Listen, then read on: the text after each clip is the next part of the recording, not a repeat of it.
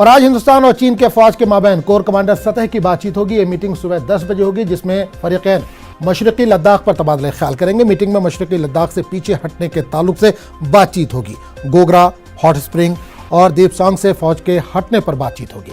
इससे कबल पेंगोंग लेक के जनूबी और शुमाली किनारे से फौज ने पीछे हटने का अमल कर लिया है। फौजी जराये के मुताबिक हिंदुस्तानी फौज अपनी पुरानी लोकेशन पर मुंतकिल हो गई, जबकि चीन के पीपल्स लिबरेशन आर्मी ने शुमाली किनारे से बहुत से बंकर, आरजी चौकियों और दीगर ढांचे को हटा दिया है और आहिस्ता आहिस्ता इस इलाके में अपनी फौज की तादाद को भी कम कर रही है। और इससे पूरे मामले पर बात करेंगे हमारे नुमाइंदे संदीप बॉल इस वक्त दिल्ली से जुड़े हैं। संदीप, आज काफी अहम दिन है, हिंदुस्तान और चीन एक दूसरे से बात करने जा रहे हैं। बिल्कुल, देखिए ये काफी समय से जो है इसका इंतजार किया जा रहा था, क्योंकि 10 तारीख को जब दोनों देशों ने ये तय किया था कि पेंगोंग के दोनों छोर यानी कि नॉर्थ बैंक और साउथ बैंक से अपनी सेना को जो है eyeball to eyeball contact से पीछे हटाएंगे, उसके बाद ही जो है अगले ऐसे फ्रिक्शन पॉइंट है उन पर बात होगी। तो अब यानी कि आज जो है बैठक होनी है, वो अब अगले चरण के जो सेना की वापसी होनी है आमने सामने से, उस पर चर्चा होनी है। और इस वक्त पेंगोंग का जो इलाका है वो पूरी तरीके से खाली किया जा चुका है। जो सहमति बनी थी, जितनी दूर तक दोनों देशों की सेनाएं जानी थी, वो जा चुकी है। और आज महत्वपूर्ण बैठक है और उम्मीद जताई जा रही है कि अगला स्टेप जो है, अगली जो प्रक्रिया है डिसएंगेजमेंट की, उस पर जो है खाका तैयार हो जाएगा। और उसी के तहत जो है जैसे पेंगोंग से सेनाएं वापस हुई हैं, उसी तरीके से बाकी सब इलाकों से भी सेनाएं जो है वापस आना शुरू। बिल्कुल संदीप, ये कहा जा रहा है कि हिंदुस्तानी फौज अपनी पुरानी लोकेशन पर शिफ्ट हो गई है। चीन की जो पीपल्स लिबरेशन आर्मी है वो भी जो शुमाली किनारे है, बहुत से वहां से बंकर, जो उनके आरजी चौकियां वहां पर टेम्परेरी चौकियां थी, उनको भी हटा लिया है।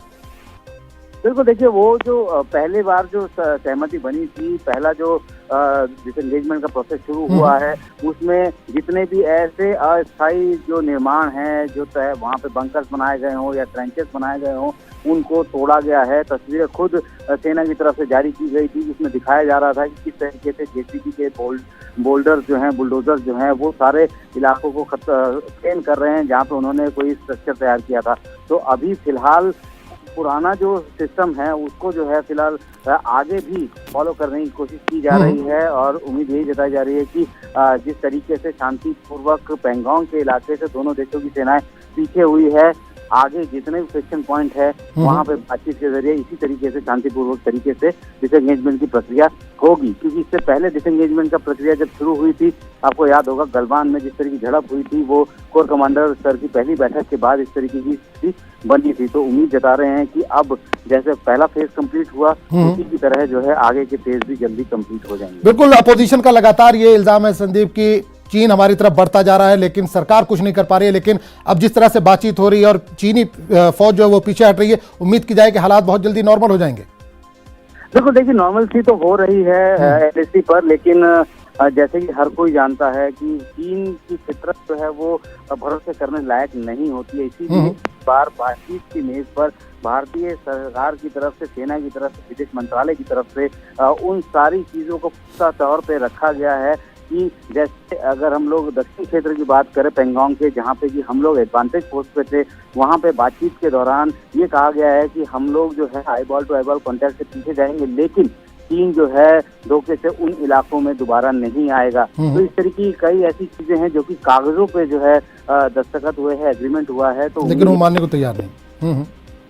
उम्मीद यही जताई जा रही है कि शायद इस बार मानने को तैयार हो जाए। लेकिन अभी चीन जो है जिस तरीके से पहले डोकलाम में पीछे गया, उसको फजीयत झेलनी पड़ी थी, अब पेंगोंग से पीछे जा रहा है, उसको फजीयत झेलनी पड़ रही है।